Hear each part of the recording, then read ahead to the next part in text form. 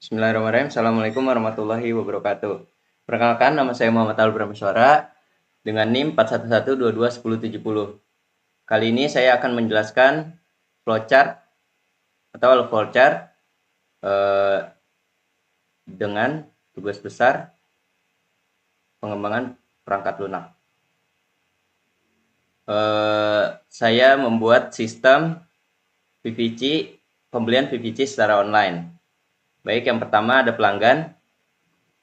Si pelanggan datang ke toko, lalu pelanggan mencari barang, kemudian pelanggan melihat harga. Setelah melihat harga, pelanggan membeli barang, lalu memasukkan ke keranjang. Setelah memasukkan ke keranjang, si pelanggan melakukan pembayaran, kemudian memilih metode pembayaran, lalu memverifikasi pembayaran. Lalu setelah memverifikasi pembayaran, admin akan melayani user pembayaran. Setelah melayani, lalu si admin mencatat barang yang dibeli, lalu menghitung harga barang, mengonfirmasi pembayaran. Setelah pembayaran berhasil, admin akan mengajukan pengambilan barang. Lalu ke supplier menerima pengambilan barang, mengecek stok barang. Jika barang ada, jika iya, supplier akan menyiapkan barang, lalu mengirim barang. Jika tidak, gudang akan merestok barang, mencatat barang, lalu mencatat inventories. Mungkin itu saja yang dapat saya sampaikan, kurang lebihnya mohon maaf. Assalamualaikum warahmatullahi wabarakatuh.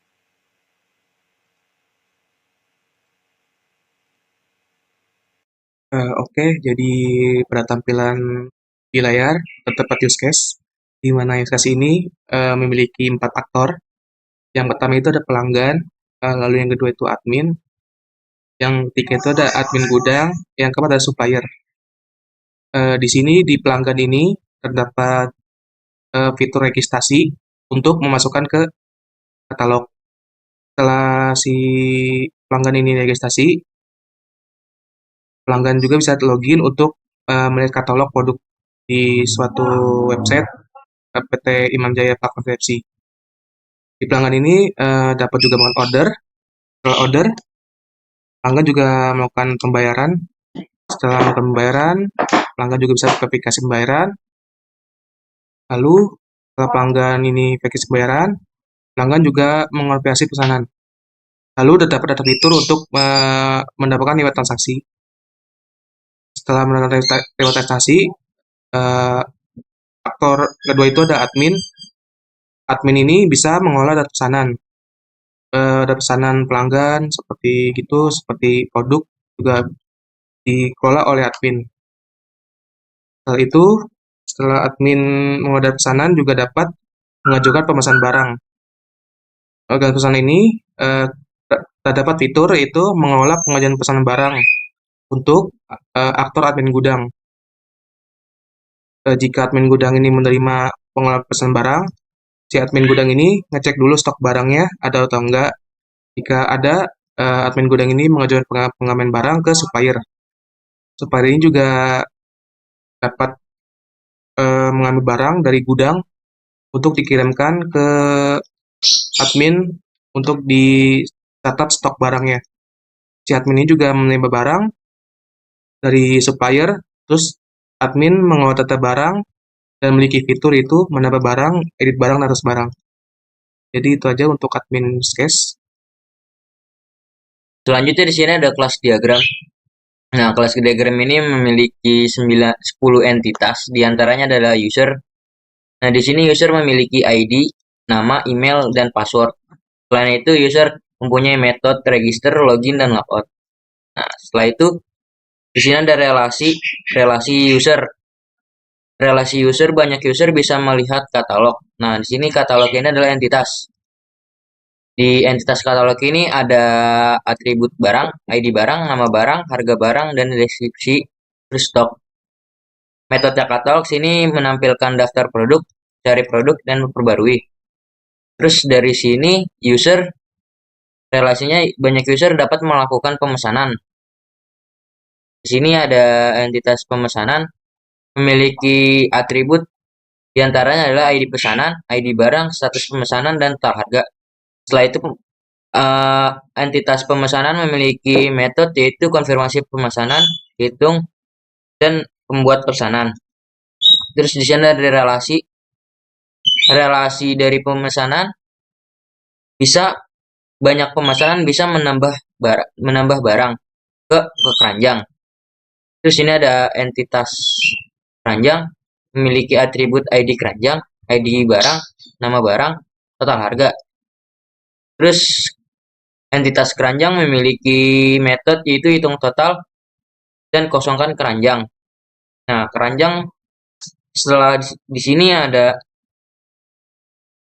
apa namanya relasi melakukan. Di ini banyak keranjang bisa melakukan pembayaran. Di sini terus ada entitas pembayaran memiliki atribut ID pembayaran, ID pemesanan, dan tanggal pembayaran. Terus metode dari entitas pembayaran adalah cek status pembayaran, verifikasi pembayaran, dan metode pembayaran. Di sini ada relasi mendapat. Dari pembayaran mendapatkan riwayat transaksi. Nah, di sini ada entitas transaksi. Di antara atributnya adalah ID riwayat, tanggal transaksi, total transaksi, dan status transaksi. Setelah itu ada metode riwayat transaksi, di antara lain lihat riwayat dan detail transaksi. Terus di sini ada admin, ada atribut entitas admin.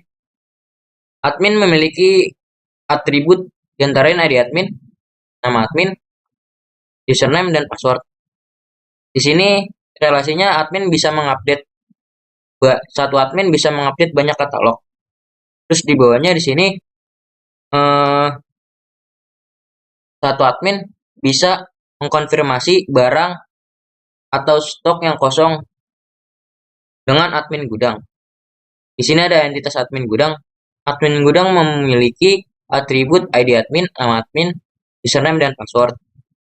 Metodenya ada kelola stok, lihat riwayat stok, pembelian stok. Terus di sini ada entitas barang memiliki atribut ID barang, nama barang, harga barang, dan deskripsi. Terus dari entitas barang memiliki metode update barang, insert barang, dan delete barang. Terus di sini ada relasi banyak barang bisa memasuki keranjang. Terus di sini ada supplier. Di entitas supplier memiliki atribut ID supplier, nama supplier, kontak supplier, alamat supplier. Terus entitas supplier ini memiliki metode antara lain tambah supplier atau supplier. Nah, di sini ada relasi satu supplier bisa mengambil banyak barang. Terus di sini relasinya banyak supplier bisa mengantarkan ke banyak user. Sekian dari saya. Activity diagram. Di sini ada 3 ya. Ini buat gudang, yang ini buat user, yang ini buat admin. Jadi pertama kita bahas yang gudang dulu.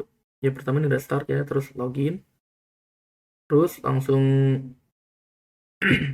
ntar dicek ya, bakalan dicek ntar username-nya terdaftar atau tidak. Kalau misalkan tidak, dia bakal balik ke login lagi. Dia muter ke login.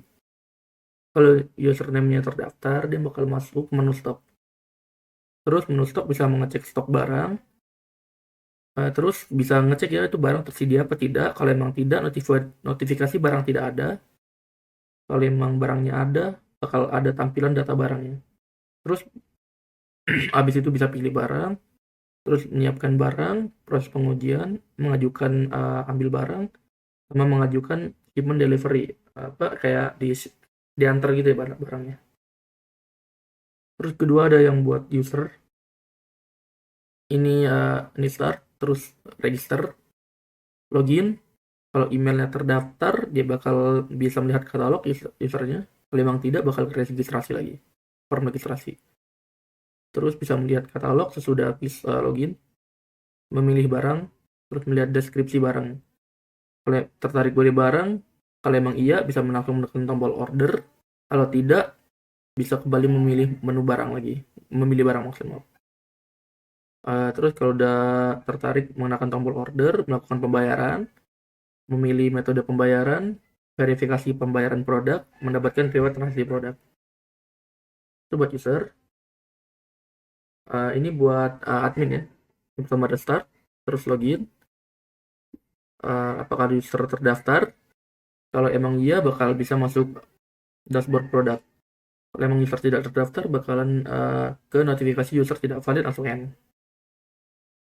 Terus di sini apakah produk tersedia? Kalau emang iya, admin bisa ngecek manajemen produk ya, menambahkan produk, mengedit produk, memperbarui, menghapus produk atau mencatat produk ya bisa. Pokoknya kalau emang produknya tersedia bakal bisa diedit sama adminnya. Kalau emang tidak, produk habis dan bisa langsung diajukan ke supplier untuk dipesan lagi.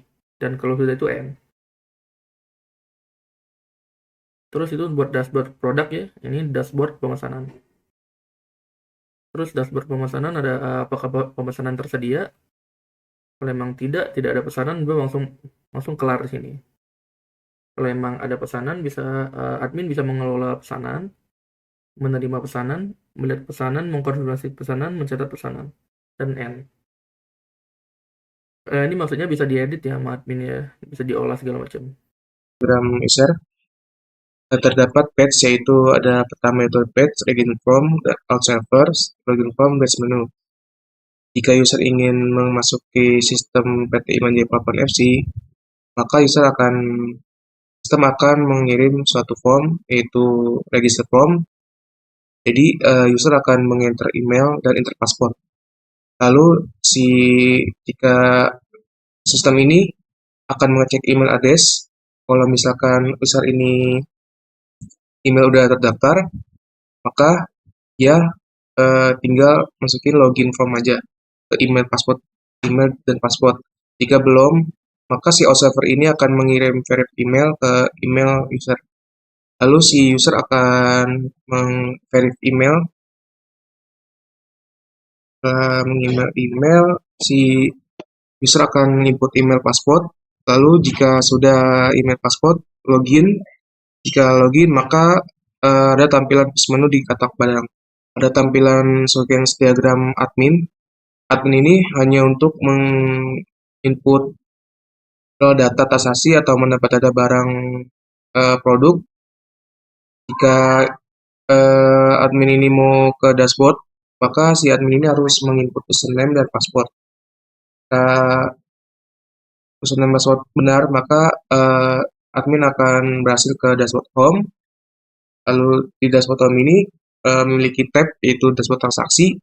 Di dashboard transaksi ini admin akan mengkonfirmasi transaksi, mengolah data transaksi, dan mengolah riwayat transaksi. Lalu di tab dashboard barang, si admin ini dapat menambah data barang, mengubah data barang, dan menghapus data barang.